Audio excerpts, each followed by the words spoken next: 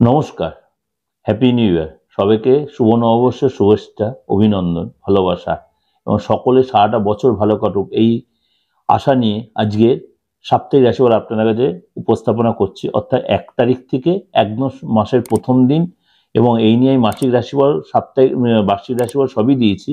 আর সাপ্তাহিক প্রত্যেক সপ্তাহে যেমনি অদ্ভুতভাবে 1 তারিখটি হচ্ছে সপ্তাহের প্রথম দিন।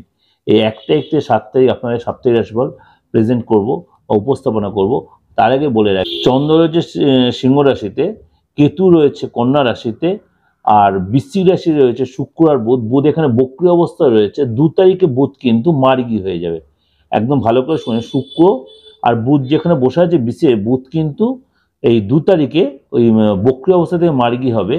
ধনু রাশিতে বসে আছে রবি আর মঙ্গল, আর কুম্ভ রাশিতে বসে আছে শনি, কন্যা মীন রাশিতে বসে আছে রাহু, আর মেষ রাশিতে এই 31 তারিখে কিন্তু বৃহস্পতি তার বক্রী অবস্থাতে মার্গী হচ্ছে। অর্থাৎ 1 তারিখে কিন্তু বৃহস্পতি অলরেডি মার্গী হয়ে গেল। তাহলে এই যে সিচুয়েশনটা, এই সিচুয়েশনে 12টা রাশির উপর কি এফেক্ট হবে সেটা আপনাদের আলোচনা 1 তারিখ থেকে 7 তারিখ।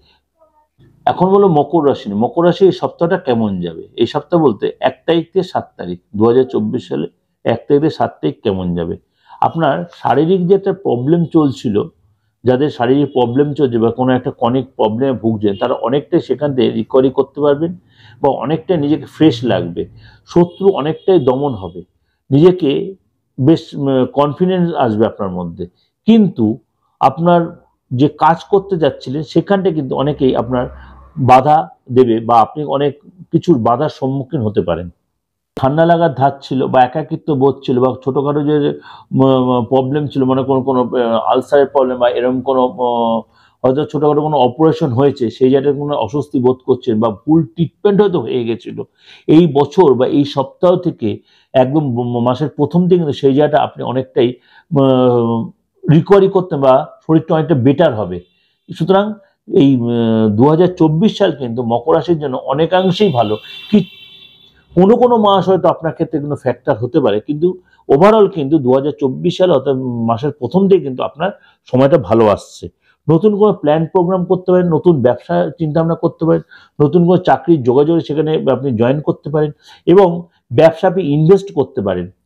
কিন্তু ব্যবসা ইনভেস্ট বা নতুন বা বড় কোনো চিন্তাভাবনা করতে গেলে আপনি কারোর সাথে কনসাল্ট করে নেবেন বা গুরুজনের কোনো পরামর্শ অবশ্যই। আপনি যারা অবিবাহিত তাদের কিন্তু বিয়ে হয়ে যাওয়ার প্রবল সম্ভাবনা, নতুন কোনো বিয়ের যোগাযোগ আসতে, নতুন প্রেম আসতে পারে।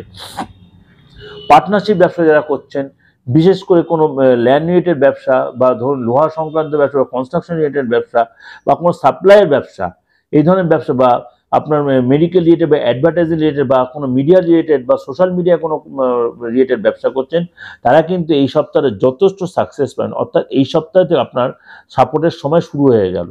সুতরাং আপনারা কিন্তু যারা এই ধরনের কিছু কাজের সাথে জড়িত বা ক্রিয়েটিভ লাইনের সাথে জড়িত, গান বাজনা বা অভিনয় জগতের সাথে জড়িত, তারা কিন্তু এই মাসটা বা এই সপ্তাহ থেকে নিজের গোছানো শুরু করে দিন। সময় কিন্তু আপনার এসে গেছে, যেগুলো কিন্তু ওভারঅল বলছি আপনাদেরকে। এবং যারা কোনো হায়ার স্টাডির জন্য বাইরে যেতে গেলে, তাহলে কিন্তু সেখানে বাধা আসতে পারে, এটা কিন্তু মাথায় রাখবেন। যদি কেউ হায়ার স্টাডির চিন্তাভাবনা করছেন, এই সপ্তাহটা এটা অ্যাভয়েড করবেন। হয়তো ভিসাটা পেতে গিয়ে মুখের সামনে আটকে গেল, বা কোনো কেউ তো অসুস্থ হলো, আপনার তো মুখের সামনে কাজটা, বা কোনো একটা বাইরে হয়তো যেতে গেলে বা প্ল্যান প্রোগ্রাম করছেন পড়াশোনার জন্য, তাহলে কিন্তু ঘুরতে যাওয়ার ব্যাপার হলে কিন্তু সেটা হয়তো অতটা আটকাবে না, সেটা কিন্তু আপনি ঘুরতে যেতে পারেন। বিশেষ কোনো তীর্থস্থানে ঘুরতে গেলে যে চিন্তাভাবনা করলে যথেষ্ট সাপোর্ট পাবে। দাম্পত্য জীবনে হয়তো ছোটোখাটো একটু তর্ক বিতর্ক বা বিবাদ হতে পারে। হুটহাট কোনো কথা বলে ফেলবেন না, যে কথায় কাউকে আঘাত লাগবে। তাড়াহুড়া করে যে কোনো ব্যাপারে কোনো ডিসিশন দেবেন না। মকর রাশির লোকেদের বলছি, তাড়াহুড়া কোনো জায়গায় সই করবে, কোনো ডিসিশন নেবেন না। 5 বার ভেবে সেই ডিসিশন নেবে, সেই কথা লোকের কাছে প্রেজেন্ট করবেন। মকর রাশির লোকেদের বলবো, এই সপ্তাহে তাড়াহুড়া করে কোনো ডিসিশন নেবেন না। আর যদি আপনি বিবাহিত হন বা প্রেমিক প্রেমিকা হন, অবশ্যই এমন কোনো কথা বলবেন না যেটা হার্ট করে। সুতরাং সেখানে কিন্তু সম্পর্কে চিট ধরতে পারে।